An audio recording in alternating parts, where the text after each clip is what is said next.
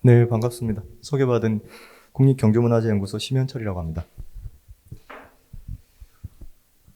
제가 오늘 발표할 내용은 신라 고분 두기에 관한 내용입니다. 멀리 이렇게 광주에까지 와서 신라 고분에 대한 어떤 조사 내용을 소개하게 되어서 굉장히 감사하게 생각하고 있습니다. 작년에 신라 경주에서는 두기의 고분이 발굴이 됐었습니다.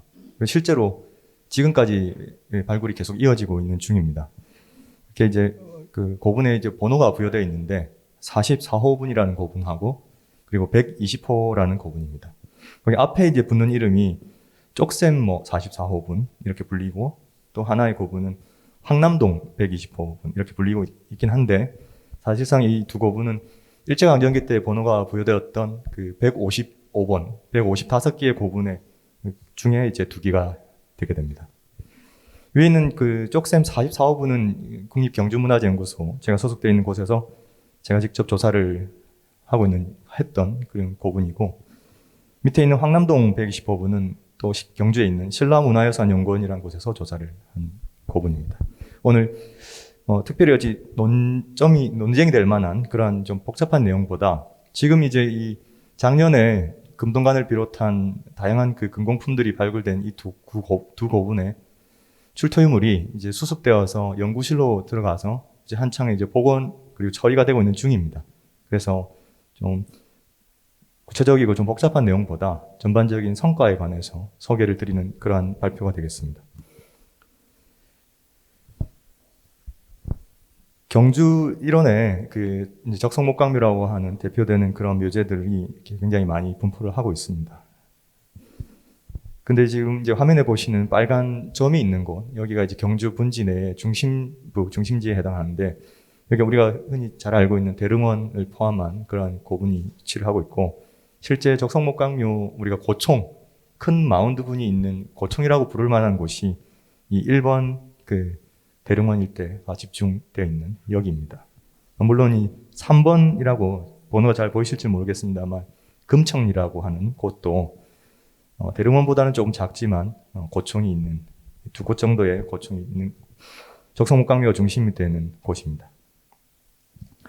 좀 더 이제 좁혀 들어와서 위성사진을 보시게 되면 왼쪽에 보이시는 위성사진이 경주 분지에 있는 적성목강묘 그리고 대릉원 일원의 어떤 고분의 위치입니다. 빨간색 원으로 이렇게 표시되어 있는 부분이고 경주 분지 한가운데 있습니다. 그리고 빨간색 원 오른쪽 하단에 있는 곳이 월성이라는 궁성, 신라의 궁성입니다. 그래서 월성의 약간 이제 실제로는 서북 쪽에 있습니다만 북쪽에 있어서 이 고분군을 월성 북 고분군이다 이렇게 많이 불러왔었습니다. 이번에 이제 제가 소개해드릴 발굴 성과의 두 고분이 지금 위쪽에 보이시는 고분이 44호분이고 그리고 아래쪽에 있는 120호분이 위치를 하는 곳입니다. 44호 같은 경우에는 지금 보시는 것처럼 다음 화면에서 좀 소개를 드리겠습니다. 44호분 같은 경우에는 지금 점선으로 되어 있는 저기 범위가 담장으로 쳐져 있고 고분 공원으로 조성되어 있는 대릉원입니다. 그래서 대릉원의 바로 동쪽에 인접하고 있는 그러한 고분이고 120호분 같은 경우에는 황남동 그러니까 이 고분군 전체에서 보더라도 가장 남쪽에 보통 최남단에 이제 위치하고 있는 그러한 고분이 되겠습니다. 이 대릉원 이런 고분군을 최근에 이제 분포조사나 여러 가지 현황조사를 하면서 크게 이제 여러 지구로 이렇게 나눠 볼 수 있는데 44호분 같은 경우에는 이제 쪽샘이라고 불리는 현지 지명에 소속되어 있기 때문에 그래서 이제 쪽샘 44호분 이렇게 불리고 있고 120호 같은 경우에는 이제 황남지구라고 황남동 일대에 있기 때문에 황남동 120호분 이렇게 불리고 있는 상황입니다. 여러 가지 지금 현황들을 갖다가 분류를 해서 색깔별로 이렇게 표시를 해둔 것인데 초록색 원으로 되어 있는 초록색으로 되어 있는 것이 이제 발굴도 되지 않았고 봉분이 그대로 잘 살아있는 그러한 고분을 표시한 것입니다. 그리고 지금 하늘색으로 보이시는 고분 이게 70년대 발굴되었던 천마총하고 황남대총 고분입니다. 그리고 노동동 지구에 보면 노란색으로 되어 있는 곳 이것이 이제 일제강점기 때 조사된 서봉청, 금관청, 금령청, 식리청 이러한 고분들이고 쪽샘지구 제가 마우스 포인트를 잠시만요. 레이저 포인트를 좀 활용해 보겠습니다.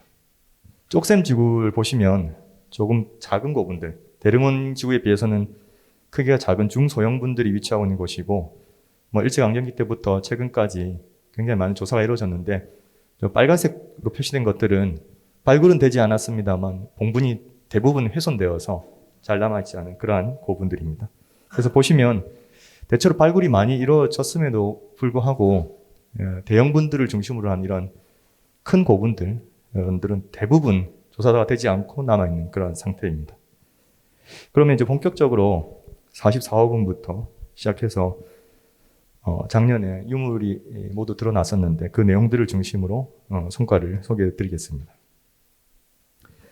44호분도 일제강점기 때 1920년대경에 그 일본인 타나카 츄조로 지정되는 사람에 의해서 번호가 부여가 됐었는데 그 이후로 관리가 되지 않은 상태로 이렇게 존재를 하고 있어서 수풀이 우거지고 주변으로는 경작이 이루어지고 있던 상태입니다. 지금 조사 전에 저 모습 자체가 거의 2007년, 8년의 모습입니다. 이러한 상태였기 때문에 이 44호분을 이제 조사를 하게 되었고 나무를 이제 제거하고 지금 화살표의 순서대로 이렇게 봉토부터 내부 구조 조사를 이게 쭉 진행을 하고 했었습니다. 44호분의 조사 과정을 이렇게 그 평면 항공 사진으로 이렇게 보시면 지금 거의 한 달 간격으로 이렇게 변화되는 모습들을 쭉 보실 수가 있는데 봉토가 이렇게 분할이 되어서 성토가 됐다는 양상들이라든지 북쪽에 호소 외곽 쪽에 무덤 제사를 지냈던 흔적들 이러한 것들을 확인을 하고 있는 과정입니다. 그리고 봉토를 완전히 제거를 하고 나니까 흔히 이제 적석목강묘라고 하는 이 신라 무덤의 내부에 존재를 하고 있는 그 적석부의 모습이 이렇게 점점 드러나게 됩니다.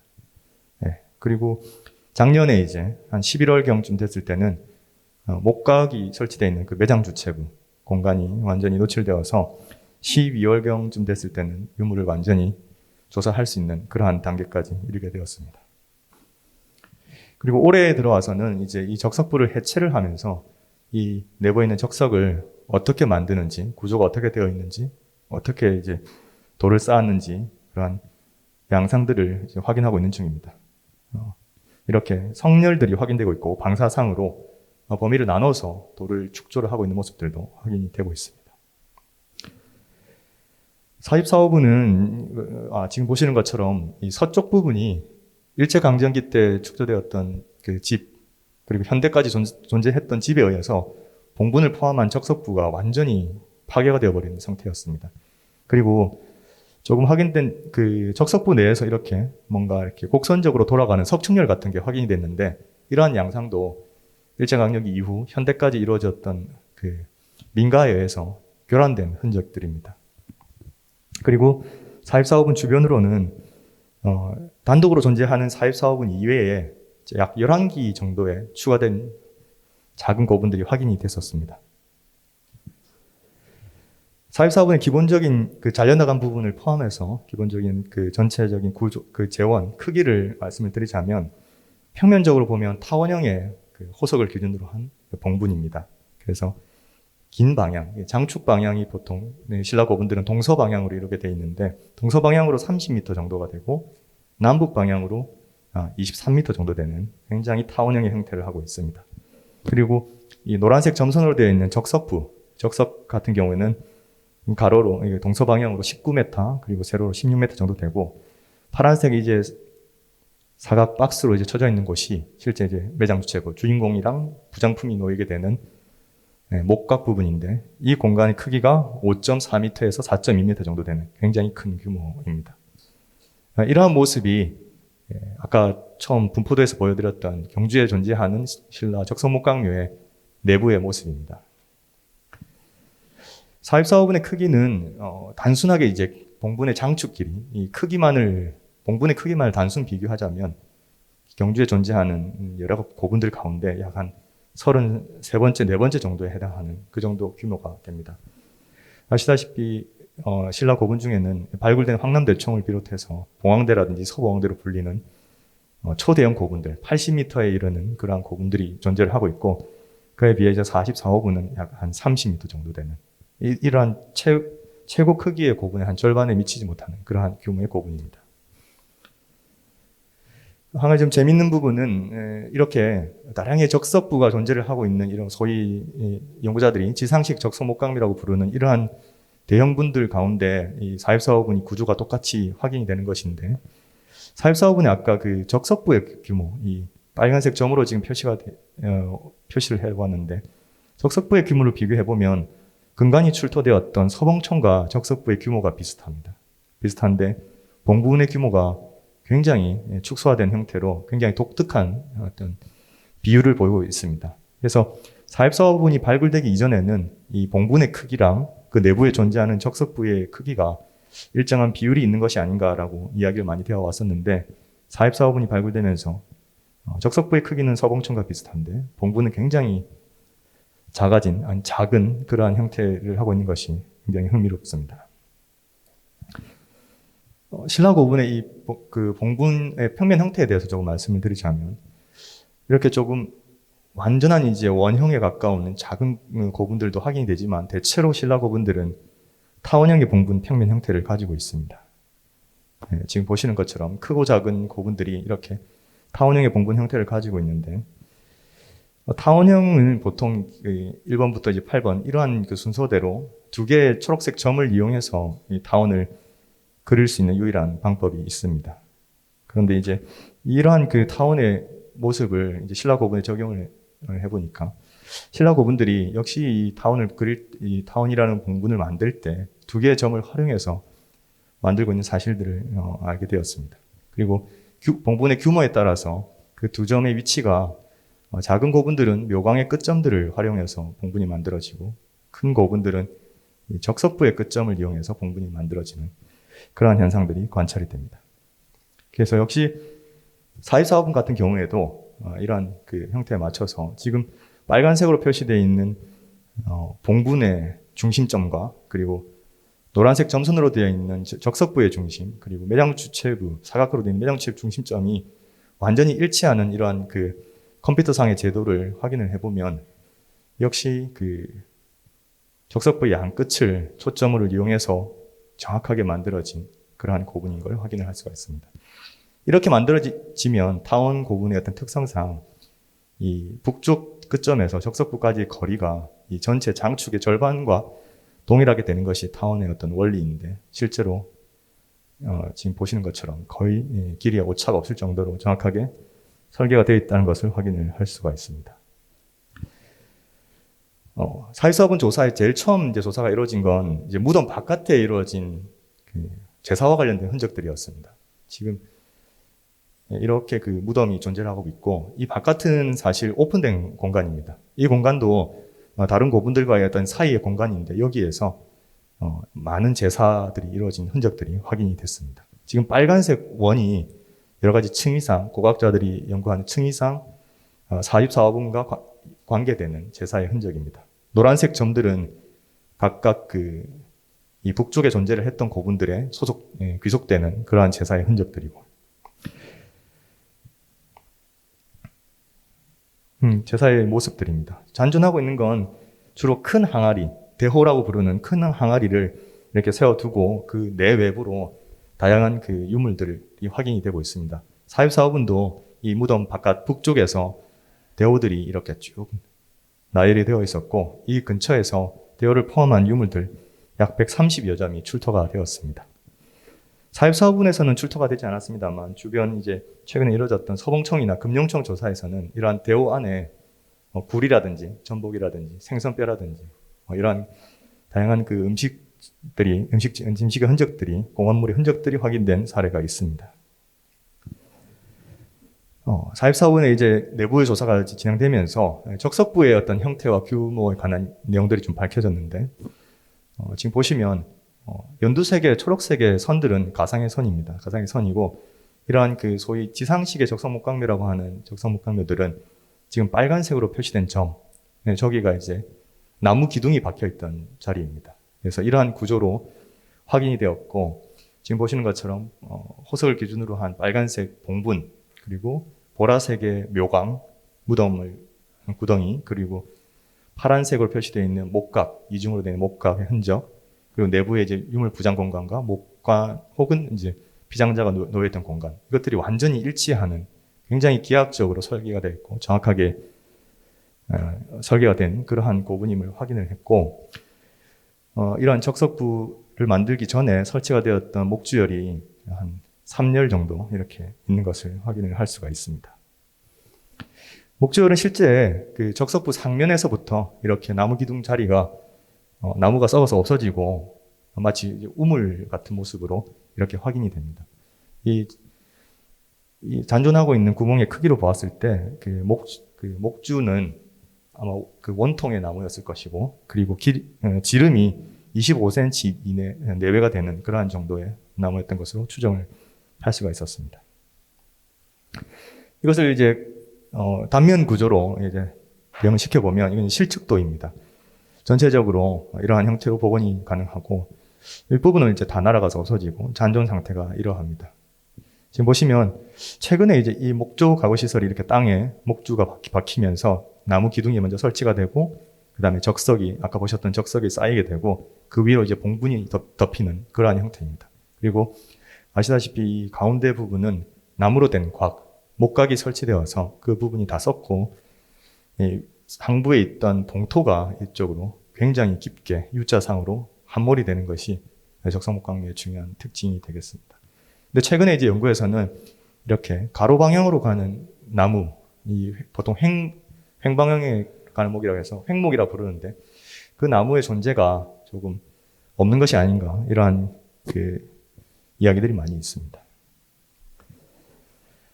좀 더 이제 가까운 이제 화면을 돌아보면 이제 그 매장 주체부의 구조에 관한 부분인데, 사실 이거는 이제 확정된 결론이 아닙니다. 확정된 결론은 아니지만 전반적으로 이 시신이 묻히는 공간을 둘러싸고 있는 전체적으로 높이가 3.5m에 이르는 아마 매장 시설, 나무로 된 시설들이 존재했던 것으로 이 함몰된 토층을 통해서 여러 가지 검증을 할 수가 있고, 그리고 물론 이제 이 나무 가게 구조라든지 매장체 구조는 뭐 다양한 형태로 조금 복원을 할 수가 있겠습니다만, 전반적인 규격 그리고 규모는 대략 이 안에서 결정이 되는 것으로 알 수가 있습니다. 이제 매장체부의 어떤 조사 성과에 대해서 본격적으로 설명을 드리겠습니다.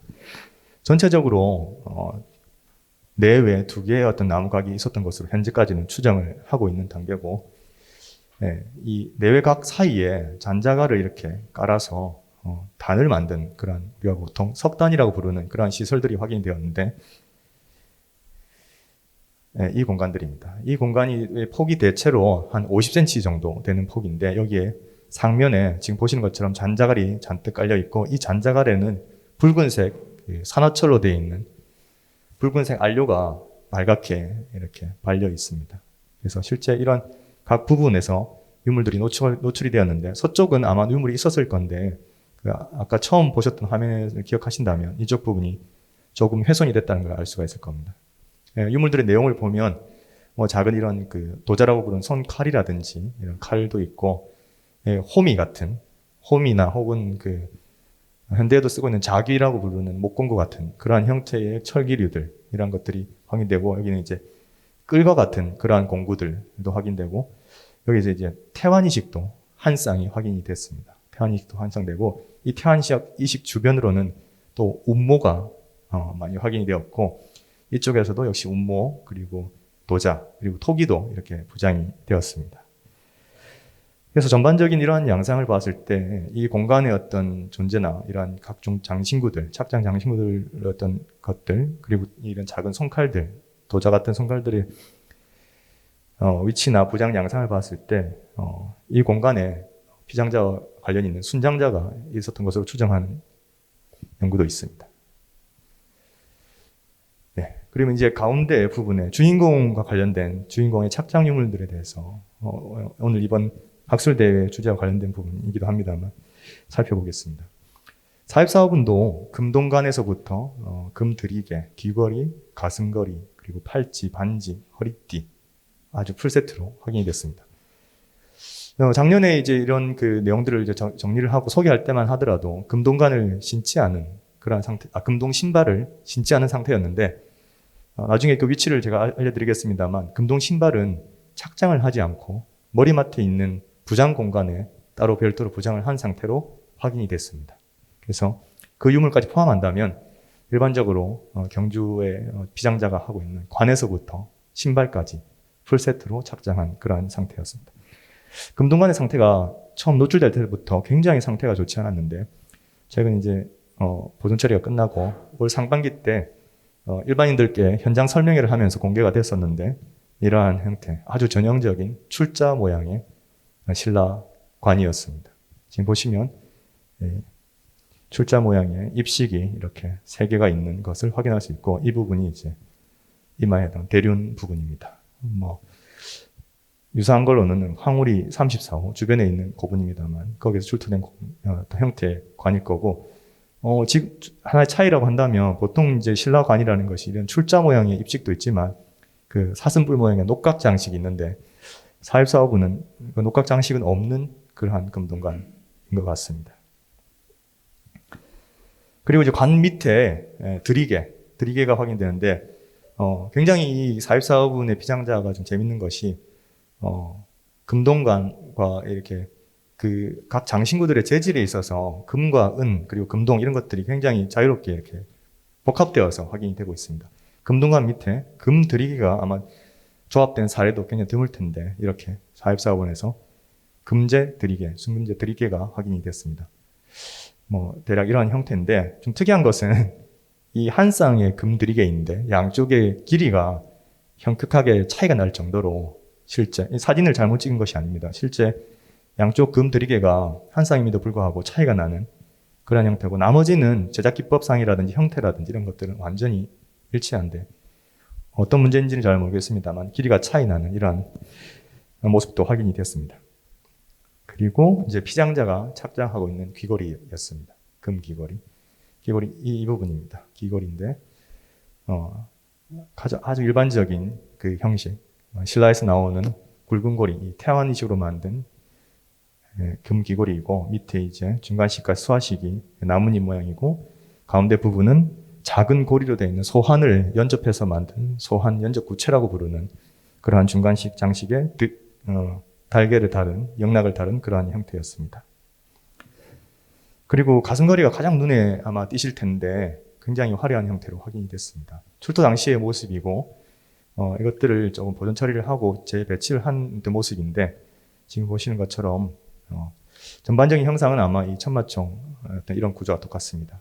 이런 그 남색의 유리구슬들을 메인으로 해서 그 사이사이에는 금구슬들을 배치를 하고, 이런 그 경옥제, 고곡들을 배치를 해서 이렇게 하는 구조입니다. 사실 이 그 경식 같은 경우에는 신라 고분의 어떤 등급에 따라서 지금 414호분은 전체적으로 4줄로 되어 있습니다. 4줄로 되어 있는 경영식 같은 경우는 금룡총이 아마 4줄일 거고, 이런 금관총도, 천마총도 보시면 지금 한 6줄 정도 이렇게 조합이 다른데, 역시 등급에 따라서 이 경식의 어떤 줄수라든지 이런 것도 좀 차이가 있습니다. 그리고 414호 같은 경우에 금구슬 사이에 은구슬도 배치가 되어 있었습니다. 그리고 이제 팔찌에 관한 내용입니다. 양손에서 이렇게 좌우에 팔찌를 차고 있었습니다. 팔찌의 기본 어떤 재질은 은이었습니다. 은팔찌 한 4점 정도 있고, 각각 그 금팔찌가 한 점씩 은팔찌 사이에 확인이 되었고, 특히 왼손에, 피장자 중심의 어떤 왼손에서는 금구슬로 되어 있는 팔찌, 그리고 유리구슬로 만든 팔찌, 이러한 다양한 재질로 만든 팔찌가 확인이 되었고, 금제 팔찌, 금팔찌의 어떤 디자인을 보면 이렇게 옆에서 보면 측면에 이런 그 거치문, 강목이라고 부르는 거치문들이 있는데, 이런 아주 일반적인 경주 신라에서 나오는 천의 디자인의 모습입니다. 그리고 반지입니다. 반지는 각각 양손에 각각 5점씩 확인이 되었는데, 지금 보시면 역시 은 제품, 그리고 금반지, 은반지, 금반지가 같이 섞여 있는 그러한 구성입니다. 여기 보시면 여기 은반지 한 점이 있고, 나머지는 이제 금반지 이렇게 있고, 역시 반지의 측면에도 이렇게 이런 거치문들, 강목이라고 하는 거치문들이 있는데, 역시 신라에서 흔히 발견되는 그러한 형태입니다. 그리고 이제 허리띠입니다. 허리띠는 전체적으로 은으로 만들어져 있기 때문에 상태가 매우 좋지 않은 상태였는데 허리띠가 이렇게 돌아가면서 존재를 하게 되고 그 아래로 이렇게 늘어뜨리는 수식들이 존재를 하게 됩니다. 눈에 띄는 것은 일단 이렇게 반구상으로 만들어진 은재 투조판이 있었는데 솔 모양의 어떤 것들도 있고, 이 투조판의 디자인을 보면 한글로 표현하자면 오, 우가 이제 반복되는 그러한 디자인인데 아주 전형적인 신라의 디자인 패턴입니다. 그리고 특이한 것은 역시 은재 이 허리띠에 이게 수정제 고곡입니다. 수정제 구분 옥인데 여기에 머리 부분에 보통 이걸 모자라고 부르는데 이거 금으로 만든 모자를 달아서 역시 재질상에서 굉장히 독특한 형태를 보여주고 있습니다. 그리고 44부분에 이제 주목되는 유물들이 좀 있는데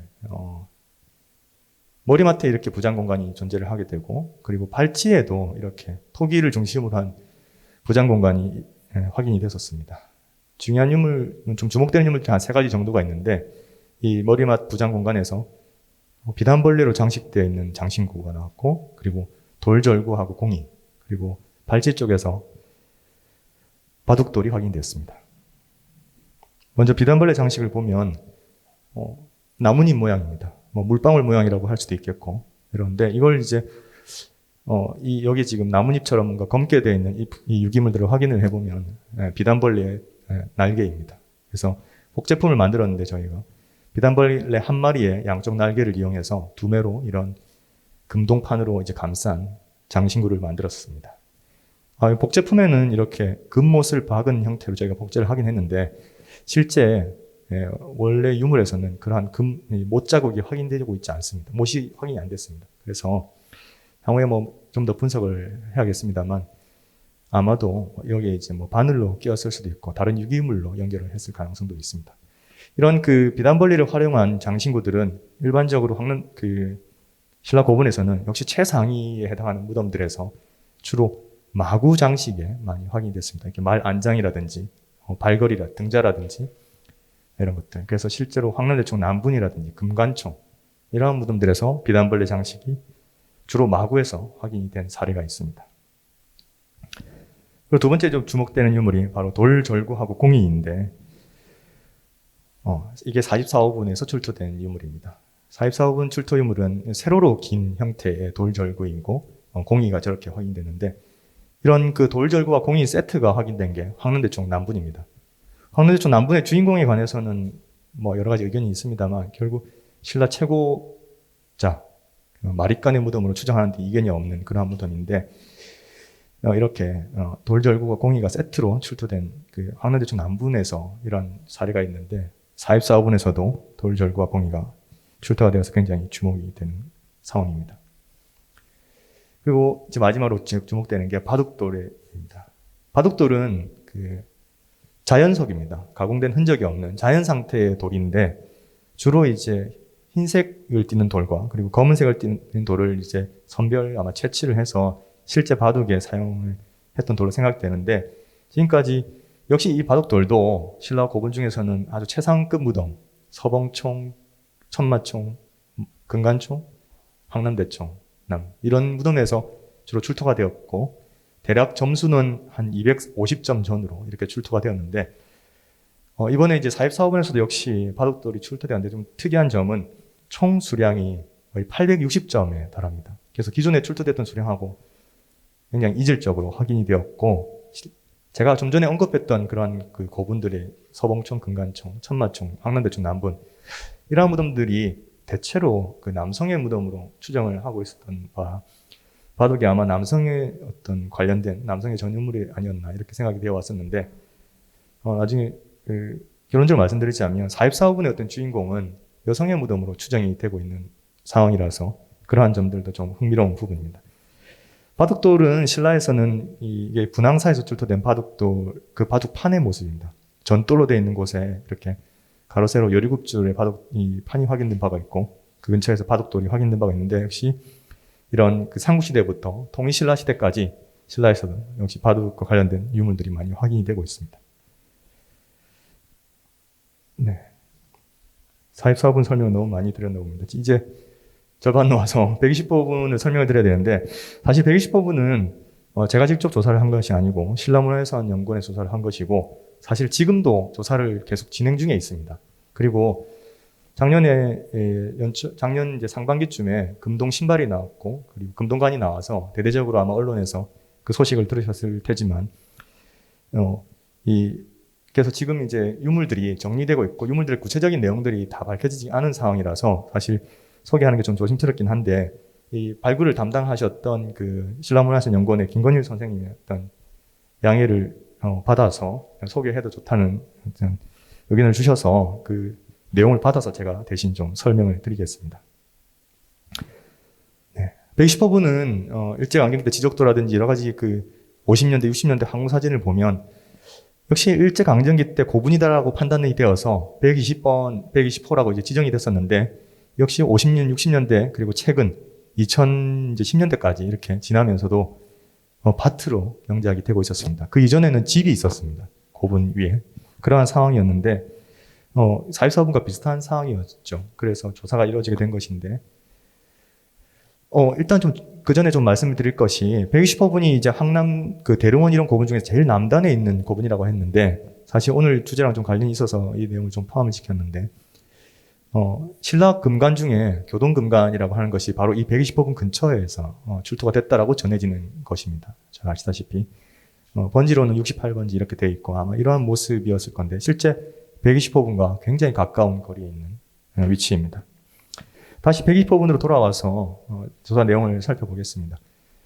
최초에 이제 집이 있었던 부분들, 그리고 밭으로 경작하는 부분들을 정리를 하고 실제 고분인지를 확인하기 위해서 이런 트렌치라는 것을 먼저 넣었습니다. 트렌치를 넣어서 확인을 했더니 기존 신라 고분과 다르게 지금 흙의 색깔이 굉장히 밝은 황토색을 이지 않습니까? 근데 신라 고분의 어떤 봉분의 흙 색깔은 일반적으로 이러한 색깔이 아니라 좀 더 짙은 이제 주황색 계열의 모래 자갈이 많이 포함된 흙인데, 이 고분은 황토 색깔의 전혀 다른, 소위 우리가 그 마사토라고 부르는 그러한 재질의 봉토흙을 사용해서 굉장히 좀 주목이 됐습니다. 그래서 처음 시골 단계에서는 최초에는 고분인지 아닌지에 대한 약간의 애매한 논란이 있기도 했었습니다. 근데 결국 이제 전체를 정리를 해오고 나서 보니까 고분인 것이 확인이 됐는데, 120호분이라고 마운트가 하나 있는 고분께서 한 개의 고분이라고 처음에 번호가 지정이 됐었습니다만, 자세히 확인을 해보니까 이 120호라는 이 고분 위쪽에 가까이 붙어서 하나의 더 곽이 있고, 그리고 남쪽에도 또 다른 곽이 확인이 됐습니다. 지금 먼저 말씀을 드리면, 이 북쪽에 있는 곽 같은 경우는 120호분과 너무 가까이 붙어 있고 규모가 좀 작아서 뭔가 부각이나 이런 형태가 아니었을까라고 추정을 했었는데, 여기 지금 조금 잔존하고 있는 이 호석의 존재 등을 봤을 때 120호분이 처음에 만들어지고 그 북쪽으로 120호분의 봉분 안쪽으로 많이 들어와서 설치가 되긴 했습니다만, 연접된 그러한 고분이고 남쪽으로도 또 한 개의 고분이 다시 이 120호분의 호석을 파괴하고 여기에 설치가 되어 연접된 총 3개의 무덤이 연접되어 있는 그러한 고분이 확인이 됐습니다. 그래서 이름을 최초에 보여됐던 고분을 120호분으로 하고 추가로 확인된 2개를 120-1, 120-2라고 명명을 했습니다. 작년에 이제 소개됐고 조사가 되어서 금동관과 금동신발이 나왔던 곳은 120-2호였습니다. 그리고 실제 120호는 지금 조사가 이제 진행되고 있는 중입니다. 그래서 내부의 유물이라든지 내용들은 아마 내년 정도 되면 내용이 아마 밝혀질 것으로 생각을 하고 있습니다. 실제 그리고 120-1호 같은 경우는 파괴가 너무 심해서 무덤의 그 잔존 상태라든지 유물 같은 것들이 많이 확인할 수 없는 그런 상황이었습니다. 자, 그러면 제가 앞에서 너무 설명 많이 드려버렸는데 이렇게 3개의 고분이 연접되어 있는 그러한 무덤이었습니다. 110호 같은 경우는 봉분의 길이가 지금 보시는 것처럼 26m 정도, 동서방향으로 26m 정도 되고 남북으로 23m라서 역시 타원형의 형태입니다. 근데 전체적인 규모는 보시는 것처럼 44호분보다 조금 작은 그러한 지금 규모입니다. 먼저 120-1호분의 조사 내용을 살펴보겠습니다. 이렇게 하나의 곽이 설치되어 있는 그러한 구조이고, 비장자 부분이라든지 이런 부분들이 많이 훼손이 되어서 많이 남아있지는 않았는데, 비장자 머리 쪽에 있는 발치의 그 머리 공간에, 그 부장 공간에서 역시 토기들이 이렇게 확인되었고, 아마 이 경욱제 고곡들 이런 것들이 확인이 됐습니다. 그리고 주목되는 것이 이런 그 상감 유리구슬이 이렇게 확인되었는데 이것입니다. 왼쪽 아래에 있는 것이 120-1호에서 나온 상감 유리구슬인데 상감 유리구슬 같은 경우는 굉장히 신라 고분에서도 상급 무덤에서 출토가 되는 그러한 유물입니다. 유사한 사례로 창녕에서 가장 큰 89호분에서 출토된 이러한 상감 유리구슬이 있고 신라 고분에서 황남대청을 비롯한 다양한 사례들이 있습니다. 그리고 이제 금동관과 금동신발에서 출토된 120-2호에 대해서 설명드리겠습니다. 지금 보시는 것처럼 그 동쪽 일부분이 좀 약간 훼손이 된 상태였습니다. 근데 그래도 이 아주 운 좋게 머리맡에 있는 이 유물 부장 공간을 거의 아슬아슬하게 남겨둔 상태에서 오른쪽이 훼손이 된 상태였고 아마 조사단에서 추정하기로 역시 그 사입사업과 같이 이렇게 두 개의 곽이 존재하는 목각을 설치한 이중각의 어떤 구조로 생각을 하고 있는 것 같습니다. 네, 피장자 부분 그 매형책의 출토된 모습입니다. 지금 금동관이 노출되어 있고 이렇게 금동 신발이 확인되고 있습니다. 이렇게 홈으로 뭔가 형태가 보일 텐데 여기에 이제 안쪽에 곽, 나무각이 설치되어 있는 홈 구멍으로 생각을 하고 있고 동쪽으로 머리 방향을 두고 머리맡에 역시 철솥이나 토기 같은 유물을 부장하고 금동관부터 이렇게 금동 신발까지 확인이 됐었습니다.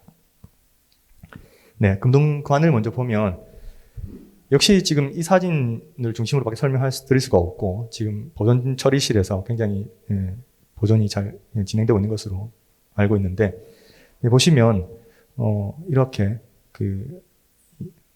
신라의 대관입니다. 대륜 부분이 있고 이렇게 입식들이 있는데 특징적인 것은 이렇게 중간중간 이 출자의 관의 끝부분에 봉우리 부분에 구멍이 뚫려 있고 이렇게 보통 저희가 이 거꾸로 된 하트 모양입니다. 그래서 도하트 이렇게 부르는 그런 모양인데 그런 것들이 이렇게 돼 있는데 유사한 사례로 일본의 군마현에서 출토된 이러한 금동관의 사례가 있습니다. 대략 이러한 형태와 유사하지 않을까 추정을 하고 있습니다. 그리고 또 하나 재밌는 건 이 내부에 있는 뭔가 투조가 되어 있는 부분입니다. 이 부분도 금동관의 장식인지 아니면 그 내부에 따로 존재를 하는 관모인지 이런 부분들이 좀 조사가 되고 있는 것으로 알고 있습니다. 그래서 말씀드린 부분, 이 부분 역시 보시면 이렇게 T자 문양이 이렇게 있습니다. 이건 아마 천마총의 관모인 금관인데 여기를 보면 이러한 투조 문양과 유사한 것으로 추정을 하고 있는 것 같습니다. 그리고 이제 드리개입니다. 관 밑에 있는 드리개는 역시 금제인데 사입사부분이랑 다르게 금구슬을 이용해서 이렇게 영락 달았고 끝에는 역시 고곡을 달아서 만든 그러한 형태입니다. 그리고 이식입니다. 이식은 역시 태환이식이었고 심여평이 소화식이 있고 중간식에 소함 연적 구체로 만들었고 영락을 단 사입사부분 출토품과 유사하긴 한데 이 고분이 실제 사입사부분보다 약간 좀 시기가 늦습니다. 그래서 좀 더 장식성이 좀 가미된 좀 화려한 형태로 출토가 됐습니다. 경융식입니다. 경융식은 아까 사입사부분과 좀 차이가 나는 것을 아실 수가 있을 겁니다. 지금 보시는 것처럼 유리구슬로만 구성이 되어 있고 끝에 이렇게 고곡이 달린 그러한 형태였습니다. 고곡도 역시 보시면 은으로 되어 있는 모자를 씌운 그런 형태, 조금 차이가 있는 것을 알 수가 있습니다. 그리고 팔찌와 반지는 역시 은제 팔찌, 반지 이렇게 확인이 됐고 허리띠는 역시 은 허리띠였습니다. 은 허리띠고 이렇게 수식들, 대형 요패들이 이렇게 좀 확인되고 있는데 특이한 것은 이런 좀 삼각형, 화살표 모양의 어떤 장식들 이런 것들은 신라에서 잘 확인된 적이 없는데 이러한 것들도 확인이 됐습니다. 네, 이러한 부분들입니다. 이건 사입사업 120-2호분의 출토품이 아닌데 120-2호분은 아마 이러한 형식의 은제 허리띠였던 것으로 추정이 됩니다. 그리고 팔찌 가운데에는 이렇게 은제 팔찌가 메인이긴 합니다만 이런 아주 작은 지름이 2-3mm밖에 안 되는 굉장히 작은 유리구슬로 만든 팔찌도 확인이 됐다고 합니다. 이런 것들 유사한 사례가 무령왕릉이라든지 이런 사례가 있는 것으로 알고 있습니다.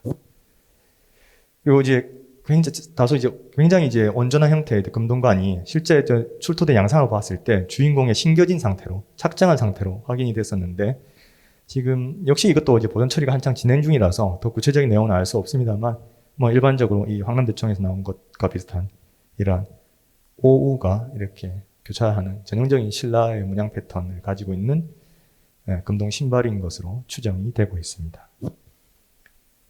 그리고 머리맡에 있던 부장 공간의 유물들입니다. 철솥이 있고 이런 항아리 같은 호류들을 이렇게 부장을 했고 벽옥제, 관옥도 이렇게 출토가 됐습니다. 그리고 금동제 마구들입니다. 입주부 은주라고 부르는 마구들, 그리고 말안장 이런 것들이, 그리고 제갈 이런 것들이 확인이 됐습니다. 네, 그래서 최종적으로 이 아마 비장자는 전체적으로 생각보다 이 관에서부터 이 신발이 나온 데까지 좀 사이즈가 긴 것으로 아마 지금 복원이 추정이 되고 있는 것 같습니다. 전체적으로 대략 키를 170cm 정도로 추정을 하고 있는 것 같습니다. 그리고 출토된 유물들을 양상으로 봤을 때 이렇게 배치를 하는데, 재밌는 것은 아마 이 관의 위치하고 이식이라든지 경흉식의 위치를 봤을 때 관을 아마 이 피장자의 얼굴 쪽을 가리는 뭐 데드마스크 형태처럼 이렇게 일단 추정을 하고 있는 것 같습니다. 네. 그리고 이 출토 인물들을 봤을 때 이런 그 이식이 이제 태환 이식이라는 거, 그리고 이 머리맡에 부장 공간에서 다리미, 청동제 다리미가 나오고 뭐 방직과 관련된 어떤 방추차, 그리고 유리로 된 어떤 팔찌들, 이런 것으로 봤을 때 역시 피장자를 여성으로 추정을 하고 있습니다. 네, 출토된 유물의 어떤 현황들입니다. 이렇게 많고, 네, 여기까지 해서 지금 한창 이제 조사가 이제 진행 중이고 있고 작년까지 발굴된 성과들을 120호분과 44호에 대해서 설명을 드렸습니다. 네, 감사합니다.